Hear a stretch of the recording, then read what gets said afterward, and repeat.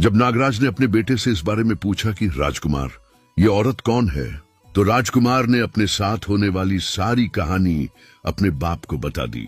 वो कहने लगा, बाबा जान, एक दिन मुझे कुछ सपेरे सांप पकड़ने वाले पकड़कर अपने पिटारे में बंद करके ले जा रहे थे। मैंने उनसे बचने के लिए उस पिटारे के अंदर 9 लिखा हार, कीमती हार का रूप धर लिया। उन सपेरों ने वो 9 लिखा हार वहां के मुल्क के बादशाह के महल में जाकर पेश कर दिया। तब मैंने सोचा, चूंकि ये बादशाह बेऔलाद है, इनका कोई बेटा नहीं है, तो क्यों ना मैं अपनी माया जादुई ताकत से इनका बेटा बन जाऊं। यूं मैंने अपनी माया से इनका बेटा बनकर कई साल इनके महल की ऐश में गुजारे और बादशाह ने मुझे अपने बेटे की तरह पाला। फिर इन्हीं ने मेरी शादी इस खूबसूरत रानी से कर दी। मगर एक दिन जिद करके इसने मुझसे मेरी नस्ल के बारे में पूछ लिया कि तुम किस राज खानदान से हो। मैंने इसे बहुत समझाया, मगर ये नहीं मानी।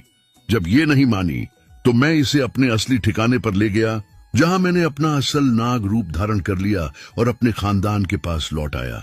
ये सुनकर नागराज रानी फूल शहजादी से पूछने लगा, देवी, क्या ये सब सच है?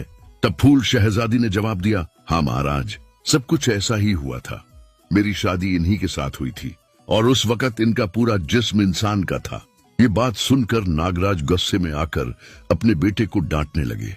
पहले तुमने हमारी रिवायत के खिलाफ जमीन पर शादी की और फिर इस औरत को छोड़कर वापस हमारे पास आ गए।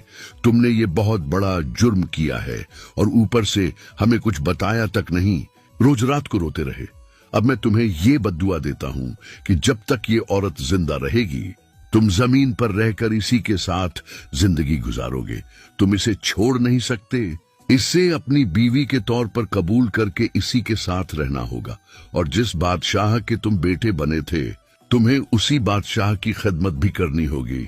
राजकुमार को देखते ही बादशाह खुशी से फूले न समाये, जैसे उनकी सारी बीमारियां खत्म हो गई हों। और मल्लिका भी अपने बेटे को सीने से लगाकर बहुत ज्यादा रोई और उसने वादा लिया कि बेटा, दोबारा हमें छोड़कर तू कहीं नहीं जाएगा। पूरी सल्तनत में खुशी और जश्न मनाया गया। बादशाह ने हुक्म दिया कि पूरे शहर में ऐलान कर दिया जाए कि उनका राजकुमार वापस आ गया है।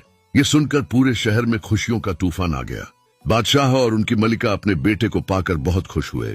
यूं फूल शहजादी ने अपने गुमशुदा शौहर को दोबारा पा लिया और दोनों ने बड़ी मोहब्बत से जिंदगी बसर की।